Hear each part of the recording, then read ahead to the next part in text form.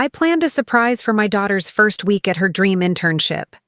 But instead, I found her in tears, completely broken by her billionaire boss. What he did next was shocking. He walked in, saw me, and openly threatened my family, thinking he could silence us. But what he didn't know was that I had spent 5 years preparing for this exact moment. His entire empire was about to come crashing down. But before I tell you how, subscribe to our channel now so you don't miss any of the incredible stories we tell here. For you, it might be just a click. But for us, it's the fuel we need to keep finding and sharing these amazing narratives. Have you subscribed yet? Thank you for being part of our community. Now let me tell you. I've always believed that the best moments in life are the ones we create for the people we love. At 42, I've learned that happiness isn't something that just happens to you. It's something you build. One small gesture at a time. That Tuesday morning in October, I was practically bouncing with excitement as I drove through downtown Dallas, clutching a bouquet of sunflowers and a bag from Sophia's favorite bakery.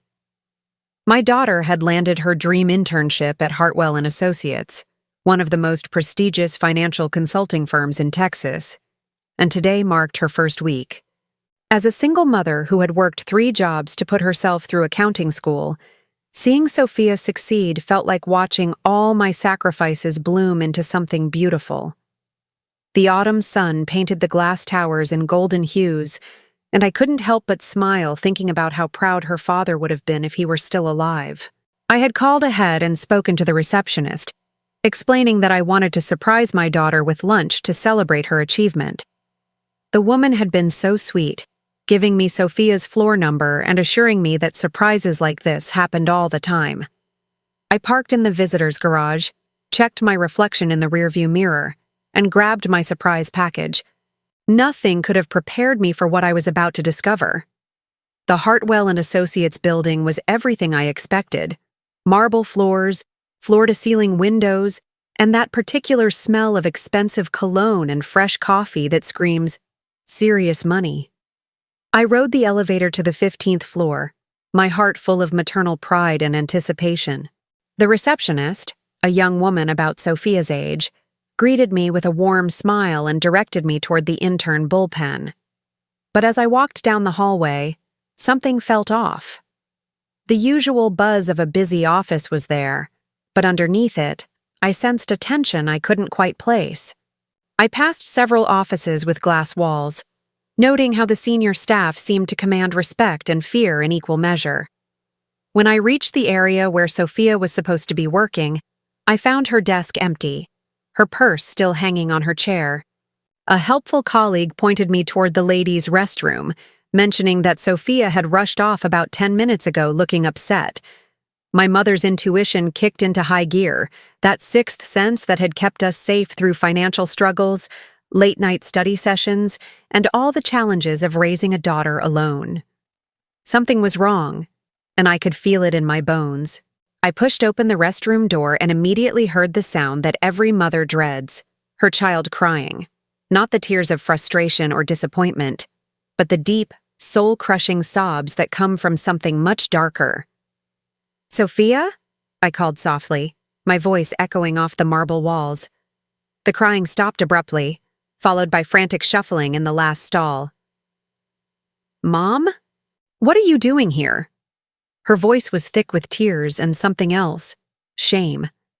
I set down the flowers and bakery bag, my celebration mood evaporating like morning mist. "I came to surprise you, sweetheart, but clearly, you're the one who's been surprised by something." I heard her blow her nose, then the click of the stall lock. When the door opened, my heart shattered. My beautiful, confident daughter, the girl who had graduated summa cum laude and landed this internship through sheer determination, looked broken. Her mascara had run down her cheeks, her blouse was wrinkled, and her hands were shaking. In that moment, I knew that someone had hurt my baby, and every protective instinct I possessed roared to life. "But what happened?" I asked, pulling her into my arms the way I had when she was small and the world had disappointed her. She collapsed against me, and I could feel her whole body trembling. "I can't tell you, Mom. I'll lose everything. This internship, my future, everything we've worked for." The desperation in her voice was like a knife to my heart. I held her tighter, stroking her hair the way I had during countless childhood nightmares. "Sophia Marie Rodriguez, look at me." I used her full name the way I had when she was little and needed to understand something important. Nothing in this world is worth your dignity or your safety. Nothing. She pulled back, her brown eyes swimming with tears that reminded me so much of her father's. "You don't understand, Mom. He's Michael Hartwell. He owns this company, half the buildings in this city. He said if I tell anyone about what happened, he'll make sure I never work in finance anywhere in Texas." The name hit me like a physical blow, and suddenly the marble bathroom felt like it was closing in around us. Michael Hartwell. The same Michael Hartwell who had destroyed my career 5 years ago when I'd asked too many questions about discrepancies in the company's books. As Sophia's words sank in, a cold fury began building in my chest, the kind of anger that comes not from sudden rage, but from years of suppressed injustice finally finding its voice. "Tell me exactly what he did," I said, my voice steady despite the storm raging inside me. She hesitated, glancing toward the door as if Hartwell might walk in at any moment. "This morning, he called me into his office, said he wanted to discuss my potential with the company." Her voice grew smaller with each word. "He started asking personal questions about whether I had a boyfriend, whether I was adventurous. Then he cornered me against his desk and said that successful women in this business know how to be flexible with their superiors." I closed my eyes, fighting the urge to march straight to his office and tear him apart with my bare hands. "Did he touch you?"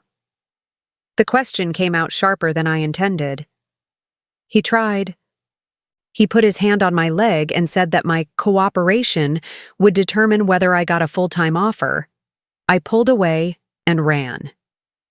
Relief flooded through me that she had escaped before things went further, but the rage remained, burning hotter than ever. This wasn't just about my daughter anymore. This was about a pattern of abuse that had probably claimed countless victims. The bathroom door suddenly swung open, and we both froze as clicking footsteps echoed across the marble floor. A woman in an expensive suit walked to the mirror, touched up her lipstick, and left without acknowledging us. But her presence reminded me that we weren't safe here, that Hartwell's influence reached every corner of this building. "We need to leave," I whispered, gathering up the forgotten flowers and bakery bag. "You're going to pack up your desk, and we're walking out of here together." Sophia grabbed my arm, panic flashing in her eyes. "Mom, I can't just quit. This internship is everything. It's my future." I cupped her face in my hands, looking into the eyes that had always been my reason for fighting. "Listen to me, baby girl. Your future was never dependent on Michael Hartwell's approval. We've survived poverty, your father's death, student loans, and every other obstacle life has thrown at us. We'll survive this too." I could see the conflict in her expression, the young woman who wanted to believe in justice warring with the practical girl who understood how the world really worked. "But he'll destroy me, Mom. He has connections everywhere." I smiled then, and something in my expression must have surprised her because she stopped crying and really looked at me for the first time. Sweetheart," I said, my voice carrying a confidence I hadn't felt in years. "Michael Hartwell may think he's untouchable, but he forgot one very important thing." I helped her fix her makeup, straightened her blouse, and watched as some of her natural strength began to return. "What's that?" she asked, curious despite her fear. I picked up the sunflowers, still bright and defiant despite being dropped on a bathroom floor, and handed them to her. He forgot that sometimes the people he thinks he's destroyed are actually the ones with the power to destroy him. The words felt like a promise, both to my daughter and to myself. We walked out of that bathroom together, mother and daughter, and I could feel something shifting inside me, a awakening of the fighter I had buried 5 years ago when Hartwell had restructured me out of my job. As we approached Sophia's desk, I saw him standing near the elevators, talking to a group of investors. Michael Hartwell, in his perfectly tailored suit and his aura of untouchable success. He glanced our way, and our eyes met across the office. His confident expression faltered for just a moment, and I knew he recognized me. I smiled, the kind of smile that promised consequences, and watched him pale. The game was about to change, and this time, I held all the cards. Driving home through Dallas traffic, I could barely concentrate on the road as memories I'd tried to bury came flooding back with painful clarity. Sophia sat silently in the passenger seat, clutching the sunflowers like a lifeline, while I replayed every detail of my time at Hartwell & Associates 5 years ago. I had been so grateful for that contract position, Elena Rodriguez, single mother and newly certified CPA, finally landing a gig with a prestigious firm. The pay was decent, the work was challenging, and for the first time since my husband Miguel's death, I felt like I was building something real for my family's future. I remember how impressed I'd been with the company's reputation, their client list that read like a who's who of Texas business elite. Michael Hartwell himself had shaken my hand during orientation, his smile warm and professional as he welcomed me to the Hartwell family. I should have known then that families can be just as dysfunctional as they are supportive, but I was a grieving widow trying to rebuild her life, and hope made me blind to the warning signs that seem so obvious now. Those first few months, I threw myself into the work with the dedication of someone who finally saw light at the end of a very long tunnel.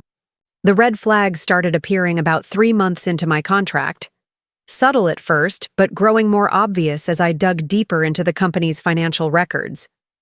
As the external contractor handling their quarterly reconciliations, I had access to accounts and transactions that regular employees never saw. I noticed discrepancies, small ones initially, but they followed a pattern that made my accounting-trained brain start asking uncomfortable questions. Money would disappear from client accounts only to reappear in investment funds that had no clear connection to the original transactions. Decimal points seemed to shift in ways that benefited certain offshore entities while leaving clients' portfolios mysteriously underperforming. I spent nights at my kitchen table, double-checking my calculations while Sophia did her high school homework beside me. "Mom, you're obsessing again," she'd say, looking up from her calculus. But I couldn't shake the feeling that I was uncovering something much larger than simple accounting errors. The numbers told a story of systematic fraud, and every fiber of my being screamed that I had a responsibility to expose it. I was naive enough then to believe that honesty and integrity still mattered in the corporate world. When I finally brought my concerns to Hartwell's attention, I thought I was doing the right thing, protecting the company from potential legal liability while ensuring their clients' investments were properly managed. I requested a private meeting, prepared a detailed report with supporting documentation, and presented my findings with the professionalism I'd learned in business school. Hartwell listened patiently, nodding at appropriate moments, asking clarifying questions that made me believe he was taking my concerns seriously.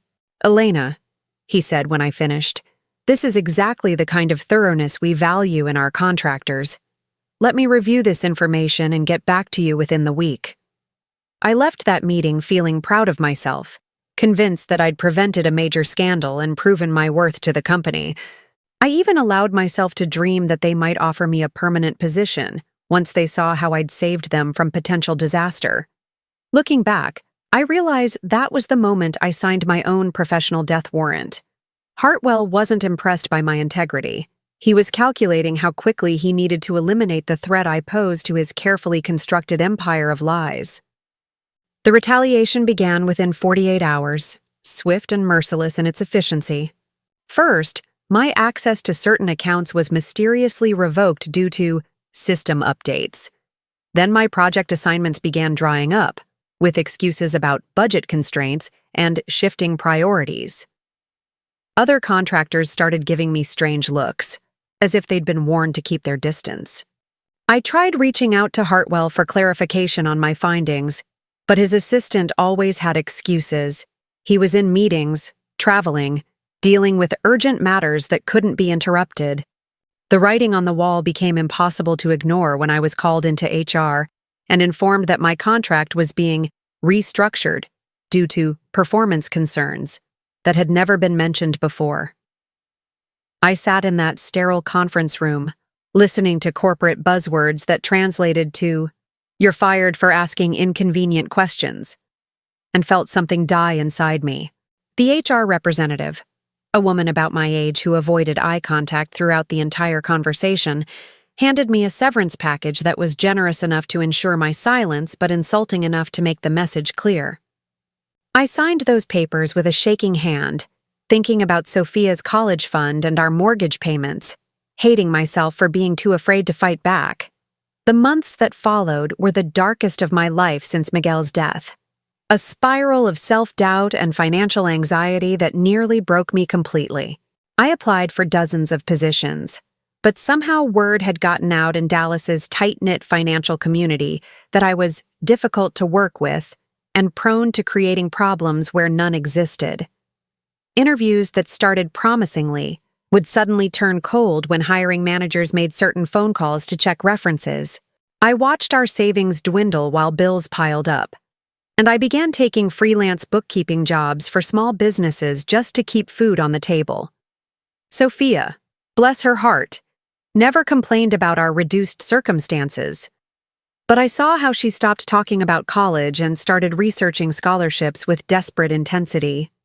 The worst part wasn't the financial stress, it was the isolation, the feeling that I was being gaslit by an entire industry that wanted me to believe I'd imagined the fraud I'd uncovered. There were nights when I'd stare at the ceiling, wondering if maybe I really had made mistakes, if my grief-clouded judgment had led me to see conspiracies where none existed. But deep down, I knew what I'd seen, and I knew that Michael Hartwell had destroyed my career to protect his secrets. During those dark months, I made a decision that would prove prophetic 5 years later. I kept everything.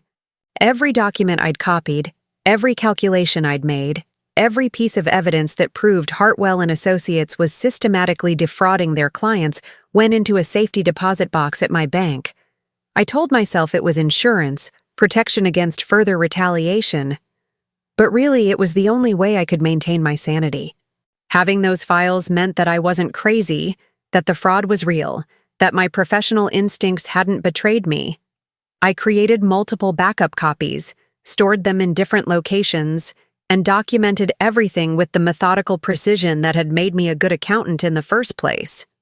My therapist at the time said I was holding on to anger that was poisoning my ability to move forward.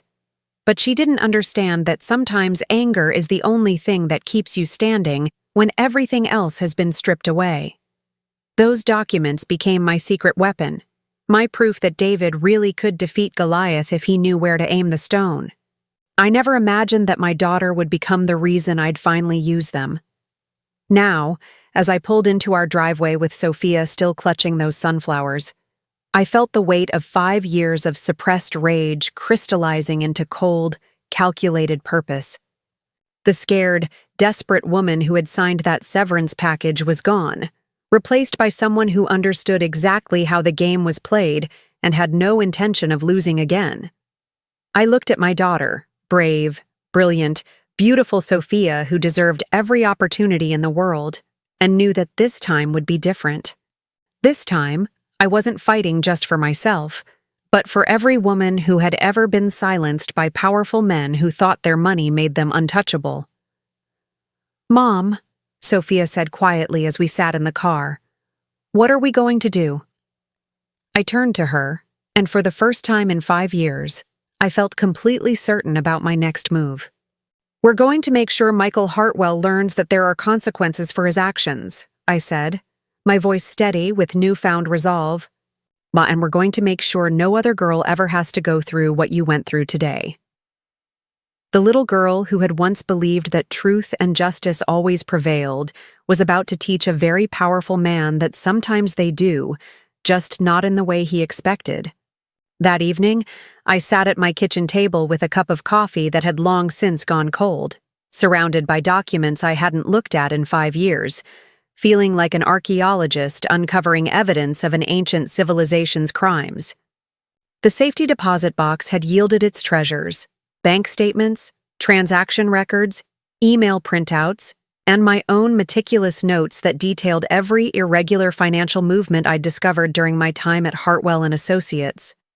Under the warm glow of my kitchen light, with Sophia safely asleep upstairs, I began to piece together the full scope of Michael Hartwell's empire of fraud, with the clarity that only comes from having a personal stake in justice. The numbers told a story of breathtaking audacity: millions of dollars systematically siphoned from client accounts through a network of shell companies and offshore banks that would make a money launderer proud. Each transaction was small enough to avoid triggering automatic fraud detection systems, but together they painted a picture of theft on an industrial scale. I pulled out my old calculator, the same one I'd used in accounting school, and began running calculations that made my stomach turn. Conservative estimates suggested that Hartwell had stolen over $40 million from his clients over the past decade, hiding behind the respectable facade of a trusted financial advisor. The sophistication of the scheme was almost admirable in its complexity. Layers upon layers of financial instruments designed to obscure the trail of stolen money while maintaining plausible deniability. Hartwell had created what amounted to a parallel universe of fake investments and phantom returns, showing clients steady gains on paper while their actual money disappeared into accounts registered to entities with names like Phoenix Holdings and Meridian Asset Management. I recognized the accounting firm that had signed off on these fabricated statements, a boutique shop known for asking no questions as long as the fees were paid on time. The genius of the system was its sustainability. Clients received regular statements showing modest but consistent returns, never suspecting that their principal was being systematically looted. Only a forensic accountant with access to the real books could see through the elaborate charade, which explained why Hartwell had been so quick to eliminate me when I started asking uncomfortable questions. I spread the documents across my table like a general planning a military campaign, and for the first time in 5 years, I felt the thrill of doing what I was born to do, following money trails and exposing financial lies. As I worked through the night, cross-referencing accounts and building timelines, I began to understand the full human cost of Hartwell's crimes, and the scope of suffering he had caused made my personal grievances seem almost trivial by comparison. These weren't just numbers on a spreadsheet. They represented retired teachers whose pension funds had been pillaged, small business owners whose life savings had vanished, young families whose children's college funds existed only on paper.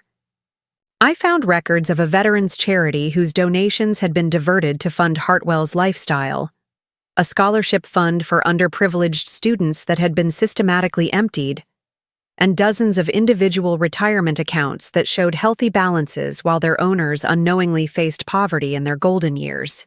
The cruelest irony was that many of these victims probably spoke highly of Hartwell at cocktail parties, praising his investment acumen while he continued robbing them blind. My hands shook as I calculated the compounding interest on stolen funds, realizing that some families had lost not just their savings but their entire financial future. This wasn't just white-collar crime. It was a form of domestic terrorism that destroyed lives with surgical precision while maintaining the perpetrator's reputation as a pillar of the community. By dawn, I had assembled what prosecutors would call a slam-dunk case, complete with paper trails that led directly to accounts under Hartwell's personal control, but I knew that traditional justice moved slowly and often failed to protect the vulnerable. The legal system that was supposed to safeguard people like my daughter was the same system that had allowed Hartwell to operate with impunity for over a decade, protected by expensive lawyers and political connections that money could buy. I thought about all the women who had probably sat in that same bathroom stall, crying over what Hartwell had done to them, and wondered how many had been silenced by threats and intimidation. The old Elena might have tried to work within the system, filing reports with regulatory agencies and hoping that someone with authority would care enough to act. But the woman who had spent 5 years rebuilding her life from the ashes of Hartwell's retaliation understood that sometimes justice had to be served outside the courtroom, swift and final, and impossible to appeal.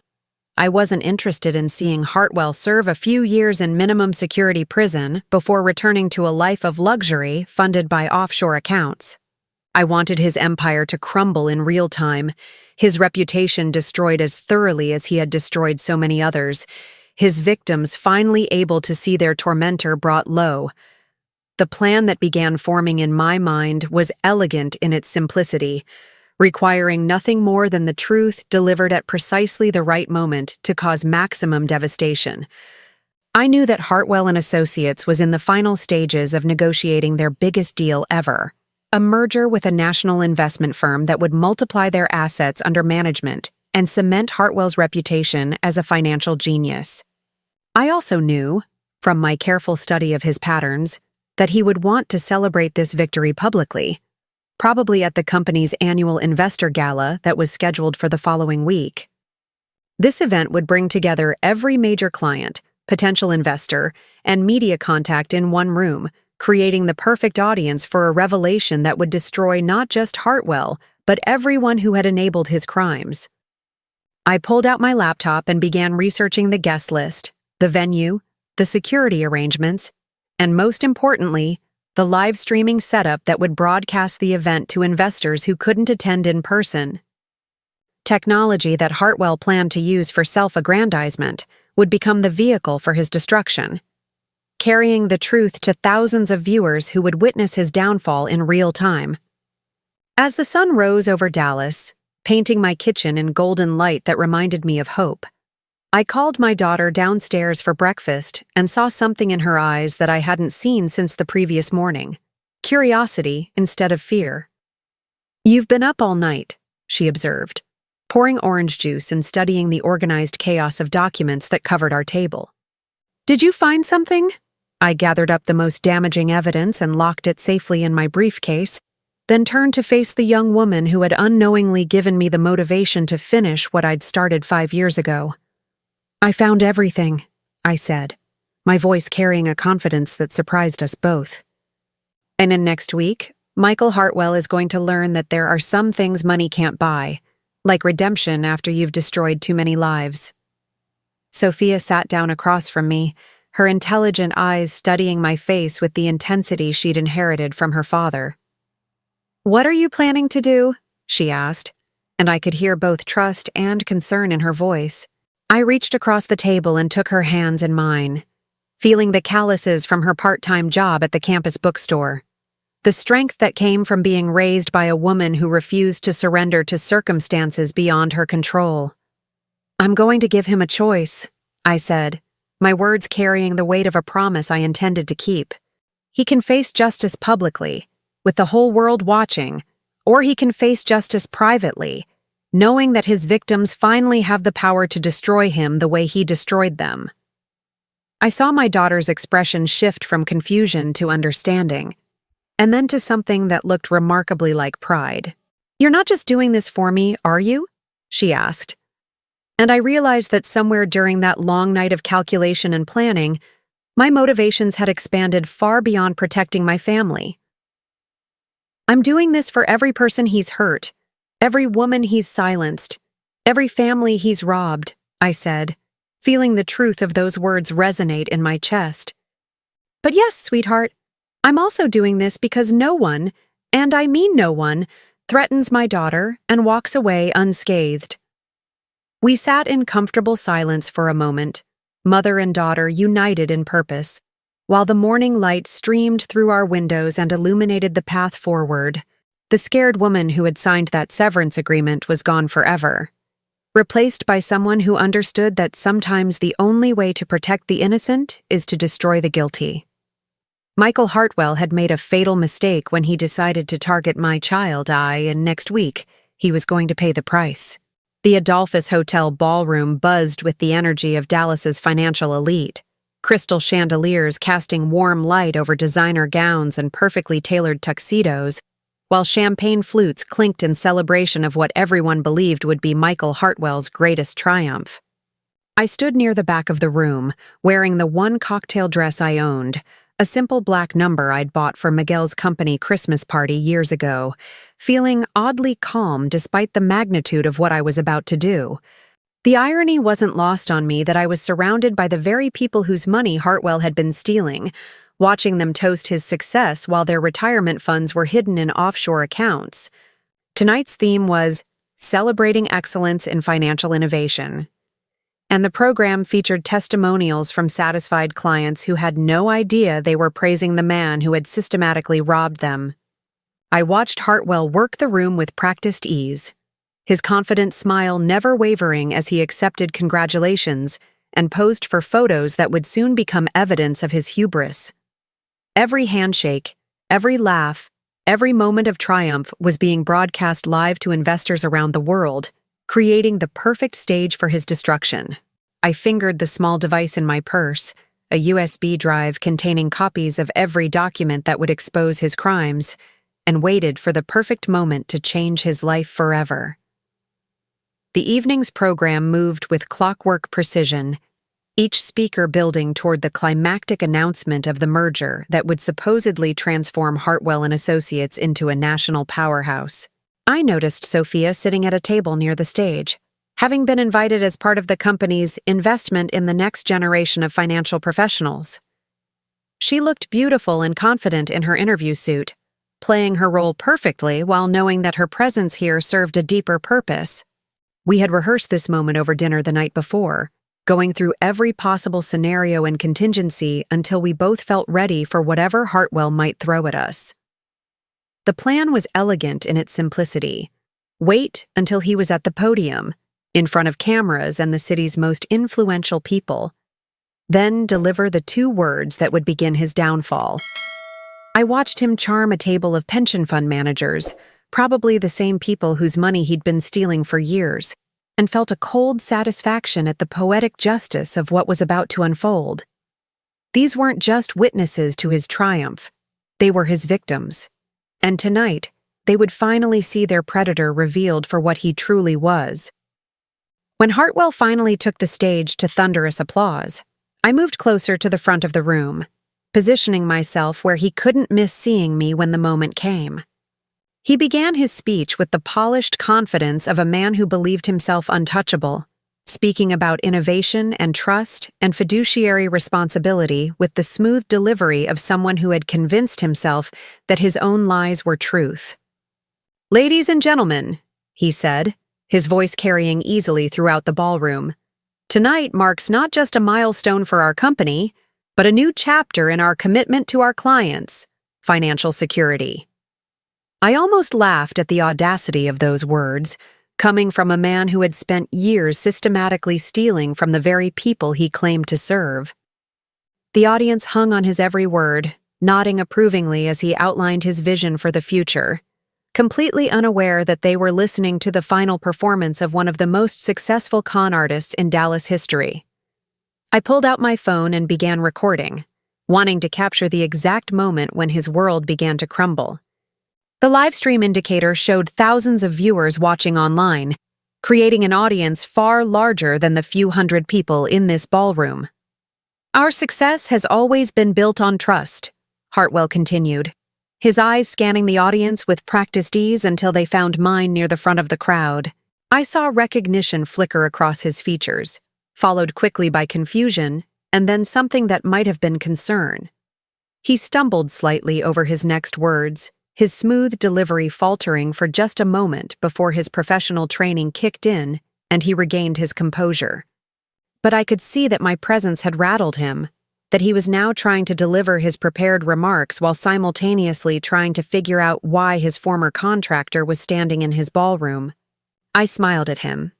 The same smile I'd given him in his office 5 years ago when I'd tried to warn him about the discrepancies in his books, and watched his confident expression begin to crack around the edges. The audience, sensing nothing amiss, continued to listen attentively as he spoke about integrity and client service. But I could see beads of sweat forming on his forehead, despite the room's careful climate control. He was beginning to understand that this wasn't a coincidence.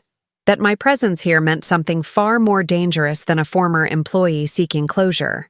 As we look toward the future, Hartwell said, his voice slightly strained now as he tried to maintain his composure while keeping one eye on me, we remain committed to the principles that have guided us from the beginning: transparency, accountability, and unwavering dedication to our clients' best interests. The words felt like a challenge, a dare for me to contradict him in front of his most important audience.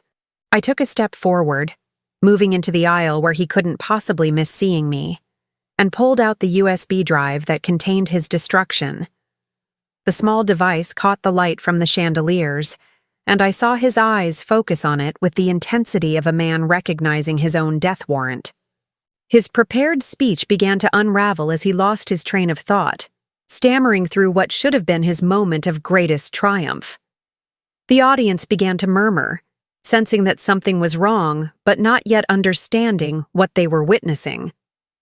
I raised my hand slightly, as if asking a question, and watched as all the color drained from Michael Hartwell's face. He knew what was coming, could see it in my expression, but was powerless to stop the avalanche that was about to bury him. "Excuse me, Mr. Hartwell," I said, my voice carrying clearly throughout the silent ballroom, "but I have a question about your commitment to transparency." The room turned to look at me, hundreds of faces registering confusion at this breach of protocol, while the live stream continued broadcasting to viewers around the world. Hartwell gripped the podium with white knuckles, his confident facade crumbling as he stared at the woman he thought he had destroyed 5 years ago. "I think," I continued, taking another step forward, "that your clients deserve to know about something called—" I paused, savoring the moment, watching as understanding dawned in his eyes, and he realized that his entire empire was about to collapse with 2 simple words. The USB drive felt warm in my hand, containing enough evidence to destroy not just Hartwell, but everyone who had helped him build his criminal enterprise. The ballroom was so quiet I could hear the ice melting in abandoned champagne glasses, the only sound in a room full of people who were about to witness the most spectacular corporate downfall in Dallas history. I smiled one last time, thinking of Sophia, thinking of all the victims who deserved justice, thinking of the scared woman I used to be who had signed that severance agreement with shaking hands. "Conta Cayman," I said clearly, each syllable dropping into the silence like a stone into still water, and watched as Michael Hartwell's world ended with the quiet precision of words that carried the weight of absolute truth. The phrase hung in the air for a moment before chaos erupted, cameras flashing, voices rising in confusion, security moving toward me as Hartwell stood frozen at the podium like a deer caught in headlights. But it was too late for damage control, too late for explanations, too late for anything except the reckoning that had been 5 years in the making. The live stream continued broadcasting as I calmly handed the USB drive to the nearest reporter, knowing that within hours, every financial news outlet in the country would be running stories about the evidence contained on that small device. Michael Hartwell, the man who had destroyed my career and threatened my daughter, finally learned that there were consequences for his actions, and that sometimes justice comes not from the courtroom, but from the quiet determination of a mother who refuses to let evil triumph. As security escorted me from the ballroom, I caught Sophia's eye across the crowd and saw pride shining in her face, knowing that whatever happened next, we had finally spoken truth to power and won. 6 months later, I stood in the courthouse lobby watching Michael Hartwell shuffle past in handcuffs and an orange jumpsuit, a broken man who bore little resemblance to the confident predator who had once threatened my family. The federal prosecutors had called it one of the largest financial fraud cases in Texas history, with evidence so overwhelming that even Hartwell's expensive legal team had advised him to take a plea deal rather than face trial. $43 million stolen from over 300 victims, a network of shell companies spanning 12 countries, and a pattern of sexual harassment that stretched back over a decade, the full scope of his crimes had shocked even seasoned investigators who thought they'd seen everything. I felt no satisfaction watching him led away to begin a 25-year sentence that would likely keep him imprisoned for the rest of his natural life. The man who had seemed so powerful just months ago now looked like what he had always been underneath the expensive suits and polished facade. A small, scared predator who had finally run out of victims to exploit. My testimony had been crucial in securing his conviction, but more importantly, it had given his victims a voice and a chance to reclaim their stolen dignity. The scared woman who had signed that severance agreement 5 years ago would barely recognize the person I had become. Someone who understood that real strength comes not from avoiding conflict, but from standing up when it matters most. The ripple effects of Hartwell's downfall had transformed not just the Dallas financial community, but my own family's future in ways I never could have imagined. Sophia had been offered full scholarships to 3 different universities, with admission committees praising her courage in speaking out against workplace harassment despite the potential costs to her career. She chose Columbia, drawn by their ethics program and their commitment to teaching business students about corporate responsibility. Watching her pack for New York, I felt a pride that went beyond typical maternal satisfaction. I was proud of the woman she had become, someone who understood that integrity wasn't just a word, but a way of living that required daily choices to do the right thing even when it was difficult. The internship that had started as her nightmare had ultimately become the catalyst for a future built on her own terms, free from the influence of men who believed that power gave them the right to exploit others. She wore her survival like armor now, confident in her ability to navigate any challenge the business world might throw at her. Our shared experience had bonded us in a way that went beyond the normal mother-daughter relationship, creating a partnership based on mutual respect and shared values. My own career had been resurrected in the most unexpected way, with the very skills that Hartwell had tried to suppress, becoming the foundation for a new life dedicated to exposing financial crimes. The FBI had offered me a position as a forensic accountant, recognizing that my ability to spot patterns and follow money trails could help them build cases against other white-collar criminals. 3 major accounting firms had also reached out, offering consulting positions that would pay me more than I had ever dreamed of earning. But the opportunity that excited me most was the invitation to teach at Southern Methodist University, helping train the next generation of accountants to recognize and report financial fraud before it could destroy lives. My first lecture was titled, "Following the Money: How to Spot and Stop Financial Predators." And the classroom was packed with students who wanted to learn how mathematics and ethics could work together to protect the vulnerable. I looked out at those eager young faces and saw my younger self, idealistic, determined, and convinced that integrity was its own reward. My job was to make sure they never lost that conviction, even when the world tried to teach them that cynicism was safer than courage. The legal settlement had provided financial security for both Sophia and me, but more importantly, it had created a fund to help other victims rebuild their lives after being targeted by financial predators. We established the Miguel Rodriguez Foundation for Financial Justice, named after my late husband, who had always believed that everyone deserved honest treatment, regardless of their economic status. The foundation provided legal assistance to victims of investment fraud, educational programs about financial literacy, and support services for women who had been sexually harassed in professional settings.